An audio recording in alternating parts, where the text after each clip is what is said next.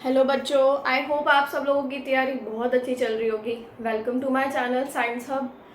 आप लोगों ने साइंस में जितना भी कर लिया बच्चों, उसको अच्छे से रिवाइज ज़रूर कर लेना, ठीक है।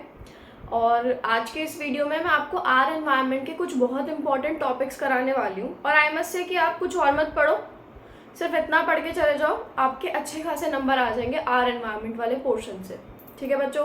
क्योंकि अगर आप इधर उधर मल्टीपल सोर्सेज की तरफ भागोगे ना, तो फिलहाल आपके जो इम्पोर्टेंट टॉपिक्स हैं वो रह जाएंगे।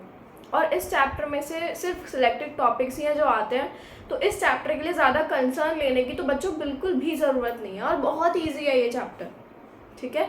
चलो हम स्टार्ट करते हैं अपने वीडियो के साथ में। सबसे पहले आर एनवायरनमेंट के मैं इंपॉर्टेंट टॉपिक्स ही लूँगी, मैं डिटेलिंग नहीं दे रही हूँ बच्चों, क्योंकि आपके पास डिटेलिंग का टाइम बिल्कुल भी नहीं है। फटाफट बस वो पढ़ते जाओ जो एग्ज़ाम में आना है। और उसके लिए आप सब्सक्राइब कर लो साइंस हब को, जिससे कि आपको सारे नोटिफिकेशंस फटाफट मिलते रहें।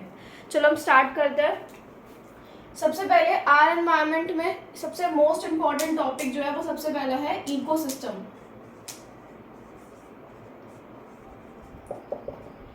इकोसिस्टम की बच्चों देखो डेफिनेशन तो कोई नहीं पूछता, ठीक है। मैंने पहले अपनी वीडियो में भी बोला है, अगर आपने वो चेकआउट नहीं करी है आप वो भी चेकआउट कर लीजिए बच्चों। डेफिनेशन पेपर में कोई नहीं पूछता। क्या पूछता है कि टाइप ऑफ इकोसिस्टम। देखो दो टाइप के इकोसिस्टम होते हैं।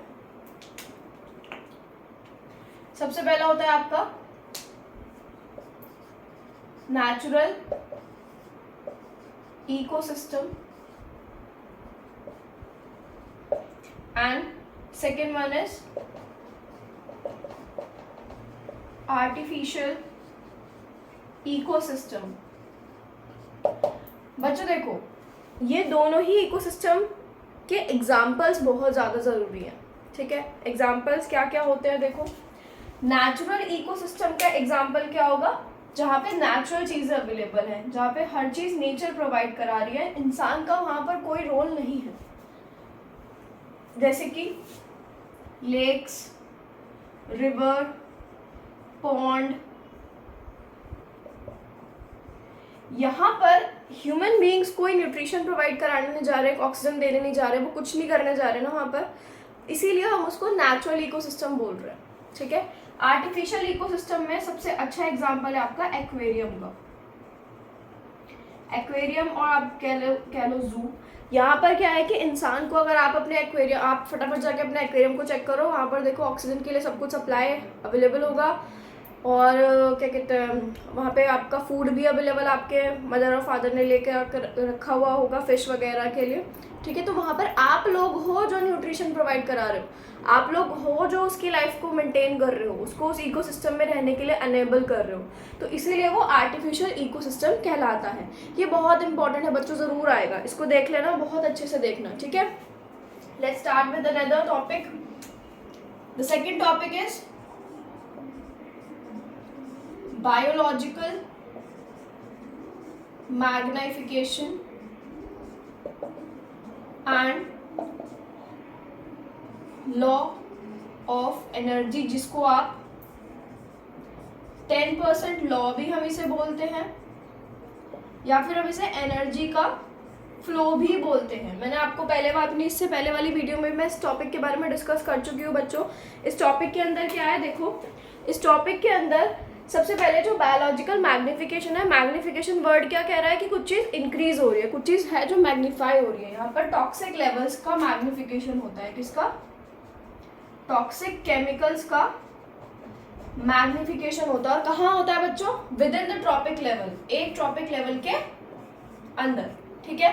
मैंने अपनी पहली वाली वीडियो में इसके बारे में बता रखा है, जैसे कि डीडीटी हो गया, इंसेक्टिसाइड्स हो गए, पेस्टिसाइड्स हो गए, मैंने अच्छे से उसमें बताया हुआ है। देन लॉ, जिसे आप 10% लॉ भी बोल रहे हो, ठीक है। ये जो 10% लॉ है ये क्या कहता है कि अनदर ट्रॉपिक लेवल तक सिर्फ जो अवेलेबल एनर्जी है उसका 10% ही आगे ट्रांसफर होगा। देखो कैसे, मैं इसको रब कर देती हूँ।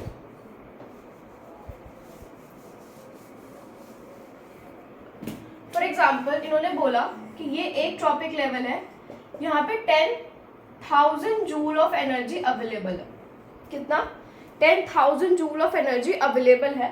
तो जो नेक्स्ट ट्रॉपिक लेवल होगा उस ट्रॉपिक लेवल पर सिर्फ इस एनर्जी का 10% ही आगे ट्रांसफ़र होगा। अच्छा बच्चों, कुछ बच्चे अभी तक ऐसे भी होंगे, आई नो कुछ बच्चे ऐसे भी होंगे जिनको इसका 10% निकालना नहीं आता होगा। तो बच्चों मैं आपके लिए वो भी इजीली कर देती हूँ, वो भी मैं आपको सिखा देती हूँ कि आप किसी भी क्वांटिटी का 10% कैसे निकाल सकते हो। देखो सबसे पहले आपको 10% किसका निकालना है, 10 जूल का, यानी कि 10% ऑफ 10,000 हमें ये निकालना है यहाँ पर। तो देखो इसे कैलकुलेट आप कैसे करोगे, 10 एज इट इज, परसेंटेज का साइन हटाने के लिए हम डिवाइड बाय 100 करते हैं, ऑफ के लिए हम मल्टीप्लाई करते हैं 10,000, 0 से 0 कैंसिल, तो कितना बचा ये बच्चों, 10 into 100 इट विल बी 1000। तो नेक्स्ट टॉपिक लेवल पर 1000 जूल ऑफ एनर्जी अवेलेबल होगी। बच्चों जूल ऐसा यूनिट होती है एनर्जी की, ठीक है। आई होप आपको ये कंसेप्ट क्लियर होगा। बच्चों इस वाले चैप्टर के अंदर ना आपके प्रीवियस कंसेप्ट्स भी इंक्लूडेड है, इसलिए आपको ये चैप्टर थोड़ा कॉम्प्लिकेट लगता है, लेकिन ये चैप्टर बहुत ईजी है। और बच्चों देखना इसी में से पेपर आएगा, इससे बाहर आपको कुछ भी नहीं मिलने वाला, ठीक है। तो ऐसे करके आप अवेलेबल टॉपिक लेवल्स तक एनर्जी का फ्लो निकाल सकते हो, ठीक है।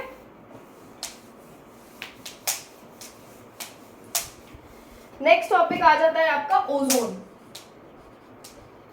बच्चों ओजोन वाला जो टॉपिक है ये इतना ज़्यादा इम्पोर्टेंट है नहीं, ठीक है। आप इसको कैसे कर सकते हो, देखो ओजोन का फॉर्मूला होता है O3। क्या होता है बच्चों, O3, ठीक है। ये जब भी अगर ओजोन पे क्वेश्चन आएगा तो आपको इसकी रिएक्शन जरूर लिख के आनी है। बच्चों मैंने अपनी एक वीडियो भी अपलोड कर रखी है कि आपको आंसर्स लिखने कैसे है, स्ट्रैटेजी क्या होनी चाहिए आपकी आंसर्स लिखते हुए। तो उस स्ट्रैटेजी को आप देखो जा करके, मेक श्योर आप उसको शेयर करो ज़्यादा से ज़्यादा।